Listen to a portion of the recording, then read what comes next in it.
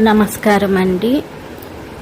మన లైఫ్లోకి money flow రావాలి అంటే ఈ ఉపాయాన్ని ట్రై చేసి చూడండి. ఒక గ్లాస్ బౌల్లో 10 ఇలాచీలను తీసుకునేసి వాటిని మీరు పడుకునే చోట పక్కన పెట్టేసి పడుకోండి. ఆ తర్వాత మీరు దాన్ని సౌత్ ఈస్ట్ డైరెక్షన్లో పెట్టేయండి.